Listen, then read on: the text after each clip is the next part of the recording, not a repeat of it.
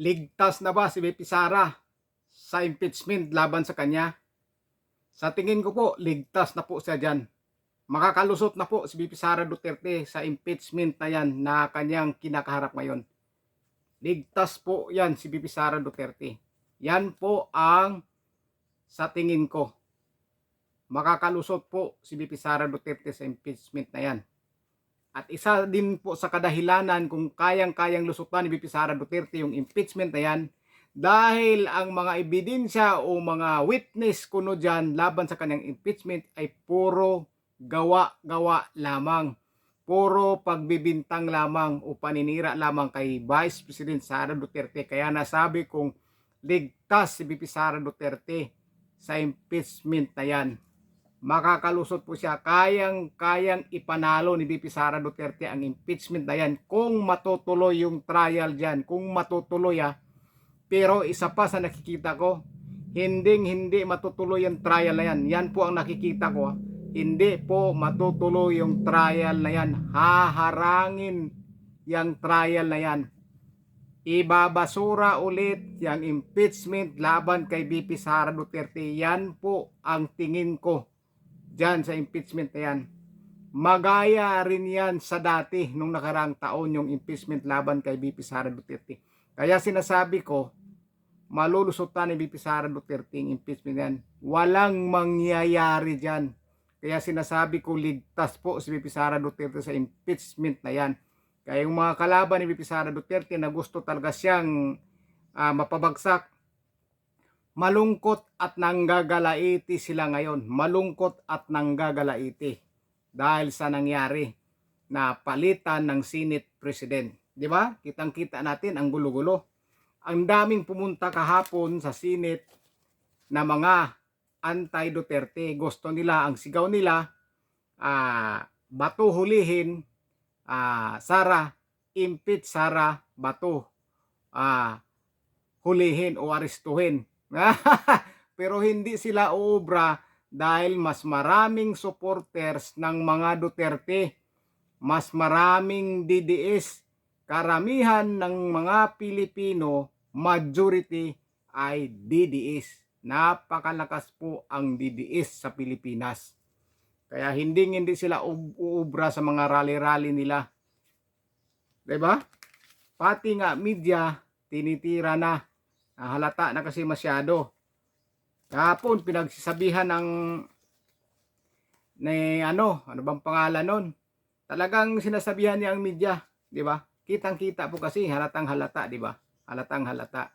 Ang akala nila mananalo na yung paninira nila kay Vice President Sara Duterte.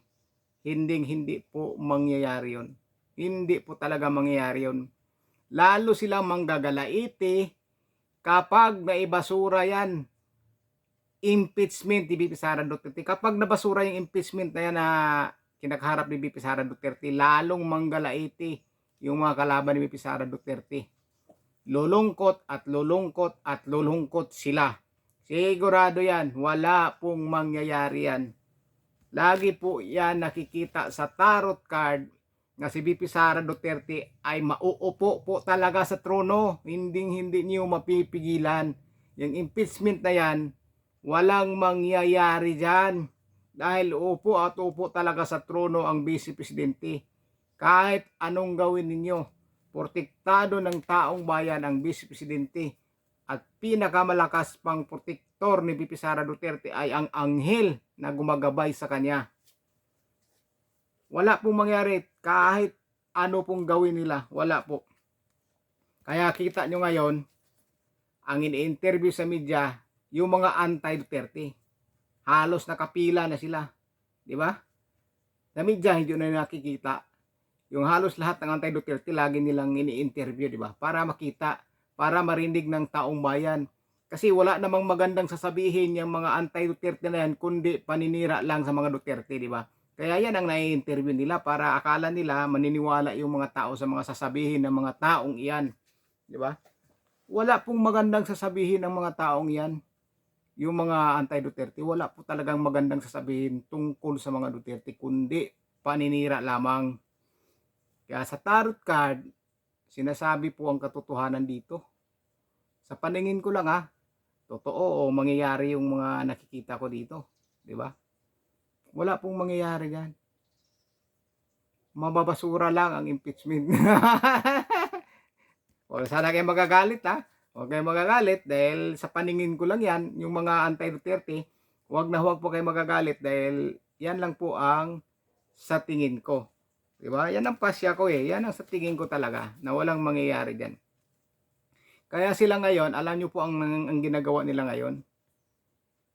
Grabe na po yung mga iniisip na ganyan, yung mga plano kung ano pa ang gusto sunod nilang plano o paraan. Yung ginawa nila kay Bato, palpak naman. Yung hulihin nila sa Bato, hulihin nila si Senador Bato, palpak naman. Hindi na huli. At ang nakuntim pa, yung naguhuli sa kanya, di ba? Umalpak sila doon. Plano yun, di ba? Plano rin yun Hindi naman nila malaman na si Senador Bato ay pupunta sa Senado. May nakaplano yon, may nakaplano po talaga. Kaso lang, pumalpak po sila. Hindi po nila nahuli si Senador Bato at yung nanghuli pa sa kanila, yung na-contempt. Kaso dinala lang sa NBI yung mga na-contempt na NBI agent. Dinala lang din.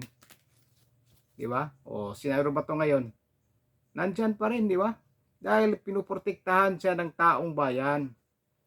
Pinuprotektahan po talaga. Kaya ang tarot card, nagsasabi po talaga na si VP Sara Duterte ang magbibigay liwanag o pag-asa sa bansa natin. Siya po talaga. Kaya natin. O di ba? Walang mangyayari sa pira na nahuthot nila. Walang mangyayari sa pira na pinamudmud nila. Wala po talagang mangyayari. Dahil hindi sila magtatagumpay sa pagbabagsak kay VP Sara Duterte. Ang daming pira. Grabe Gumagawa sila ng pira ngayon. Napakaraming pirang ginagawa nila Pero wala pa rin mangyayari sa ginagawa nila. Daming pirang masasayang. Wala. Bagsak na po yung puwersa nila. Wala na po talaga silang puwersang malakas Babagsak na yung puwersa nila. Wala po talagang mangyayari. Wala. Yung puwersa nila babagsak na kahit gaano karami silang pera. Walang mangyayari. Wala na Wala talaga silang pag-asa. Wala. Kaya ang mangyayari dyan, talagang masasaktan lang po sila.